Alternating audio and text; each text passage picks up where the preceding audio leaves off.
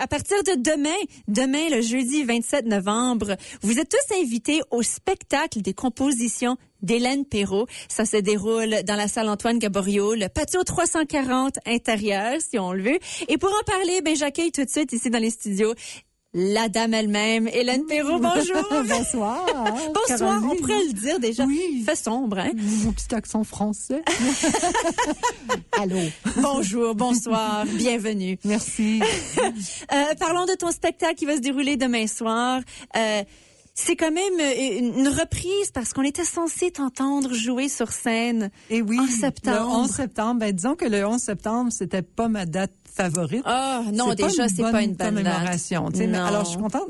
Je suis pas contente parce que il a fait beau finalement, puis quand on a annulé le spectacle à midi, il fallait savoir, parce que les techniciens entrent, tout ça, il fallait leur dire à midi si on annulait. Puis là, ça a été annulé parce que la météo était vraiment pas belle le 11 septembre. Finalement, il a fait beau le soir. Je le sais. Mais c'est pas grave, on m'avait déjà dit que on déménagerait la date à plus tard. Puis là, le 27 novembre, je dis, c'est bien, c'est avant Noël, c'est pas Noël encore. Mm-hmm. Je sais qu'il y a plein de décorations partout, là, comme ici, je regarde, c'est vraiment l'ambiance de Noël déjà. On est un petit peu de bonheur, je pense. Mais j'aurai pas de chanson de Noël à mon show. C'est vraiment le même spectacle que j'allais présenter le 11 septembre avec les mêmes musiciens, la même gang. Sauf qu'il y aura pas de neige, il y aura pas de pluie parce qu'on va être à l'intérieur. À l'intérieur, justement. Oui. Mais rappelons ceux qui nous écoutent, les 5 musiciens qui seraient avec toi sur scène. Oui, il y a Janine Guillot qui m'accompagne aux voix puis au clavier. Il y a Jonas Martins qui est un nouveau batteur que c'est la première fois que je joue avec lui. OK. Il avait pratiqué avec nous pour le 11 septembre, donc il a accepté de revenir. Il y a Paulo Diaz qui il est à la basse, lui c'est un excellent musicien, et Chuck Craker à la guitare électrique, et là j'oublie quelqu'un, Claire Tang au violon. Excellente violoniste. Alors oui, je suis vraiment bien appuyée avec une équipe de composition. Feu. Quand même, c'est ça. Oui. Et puis là, c'est tes propres compositions, c'est tes chansons.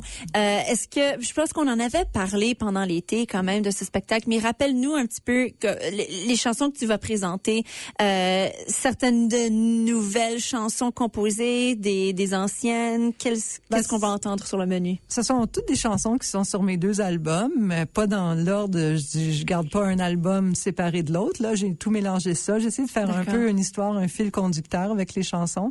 Il va y avoir une couple de chansons d'autres auteurs-compositeurs. Là, je pourrais pas dire des covers, mais c'est pas de mes chansons de mon cru. Alors, il va y en avoir une couple comme ça.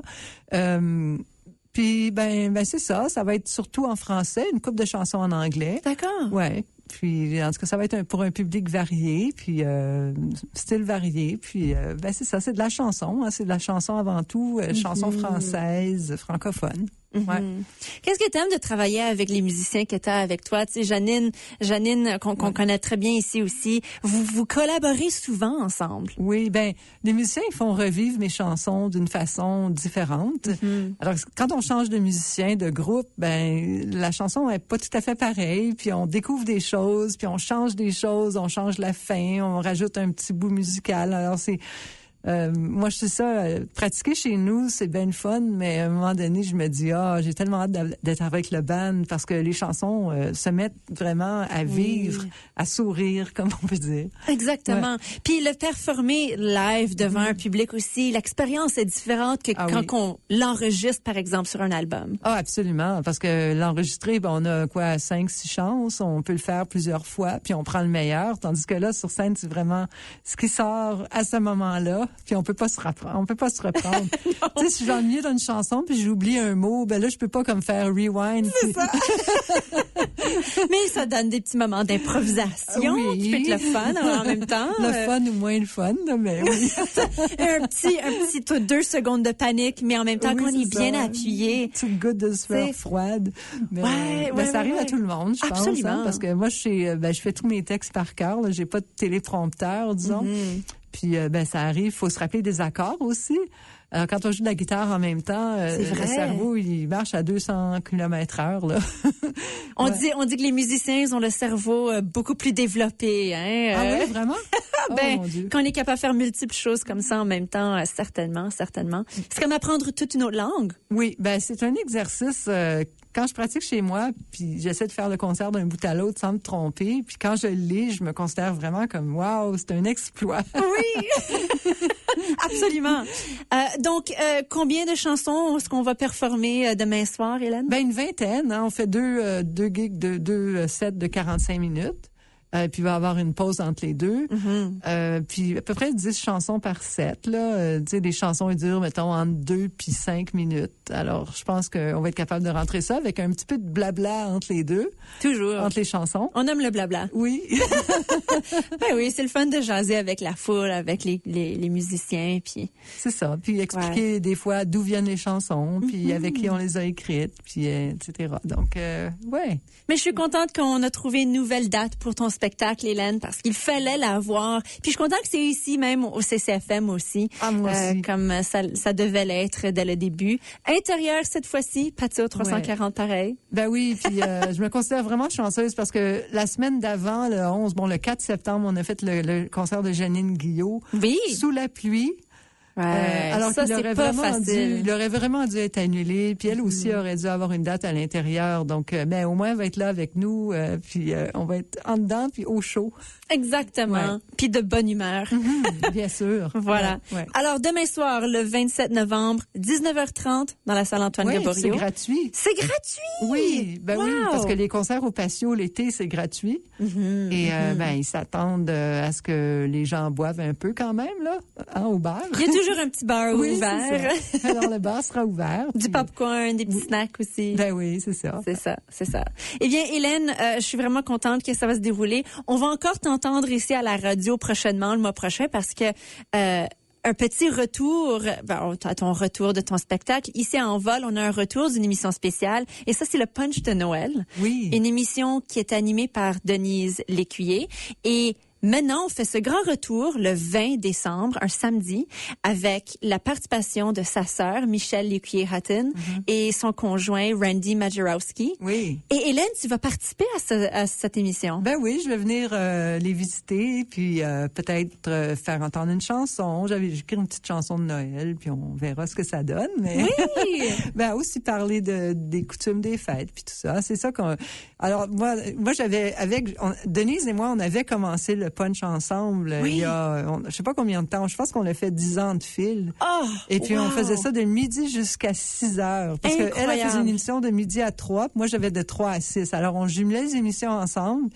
Puis là, il y avait du monde qui venait tout le temps. On achetait plein de nous, on chantait. En tout cas, c'était pendant 6 heures. Puis on finissait cette soirée-là complètement épuisée. mais satisfait et fière de ce que vous avez accompli. Alors, je suis contente qu'Envol perpétue la coutume que cet événement-là ait lieu encore cette année. Puis je sais que Jean Fontaine va être aussi au microphone. Oui, Jean Fontaine va les appuyer, sera ici à la console pour appuyer Michel et Randy. Ben, puis on s'était dit pourquoi pas faire ramener cette tradition parce que c'était réellement une tradition ici à Envol d'avoir le punch de Noël et ça attirait énormément de monde. Sûrement tu as des merveilleux souvenirs de cette émission-là. Ah, absolument. Je me rappelle, moi je me tenais dans le studio de production, puis je prenais les appels, puis il y avait tellement de monde qu'il fallait enregistrer les entrevues. Vraiment? Oui, parce qu'il y avait comme 5 personnes qui se pointaient en même temps. Alors là, je les passais, puis là, on les enregistrait ça, puis là, on faisait jouer ça. Ah ben. Puis des entrevues téléphoniques, tu sais, on avait comme 4 appels en même temps. C'était fou. C'était juste vous deux, toi puis Denise. Oui. Puis moi, Denise, elle était en ondes, en live. Puis moi, des fois, c'est ça, j'allais dans l'autre studio, puis j'enregistrais les entrevues. Puis là, je passais ça par le Dalet à Denise. Je disais, OK, le next. On restait une après l'autre. C'était fou. Un vrai marathon. Ah, absolument, ouais. Alors, je suis sûre que ça va être la même chose cette année. Oui, c'est ça. On va certainement encourager les gens d'appeler ici dans les studios. Notre téléphone, elle est toujours ouverte, notre ligne de téléphone. Donc, j'espère que les les gens vont appeler s'ils ne peuvent pas venir en personne. Puis en même temps, il y a le texto aussi. Hein? Les gens peuvent envoyer leurs souhaits par texto. Puis, on le souhaite. Puis on va vouloir venir en grand nombre, chanter, raconter des belles histoires et puis se souhaiter des joyeux vœux de Noël aussi. Oui. Ben j'ai hâte d'écouter ça, la de date, voir ça. C'est quoi? C'est le 10? Le 20. Le 20 décembre. Le 20 décembre, un samedi. Puis ça commence l'après-midi, ça va être 3 heures, cette émission-là. Okay. Je crois que ça commence à 13 heures déjà, jusqu'à 16. Ouais. Oui. Bon, mais... Fallait que j'y compte. Alors, le 20 décembre, j'ai vraiment hâte. Le 20 décembre, déjà. Hélène Perrault, merci beaucoup pour ta visite ici à Envol. Ça fait plaisir. Merci de m'avoir invitée. Et puis, c'est ça, bon spectacle pour demain soir. Puis, t'es toujours la bienvenue n'importe quand ici dans les studios d'Envol. Merci beaucoup, Caroline.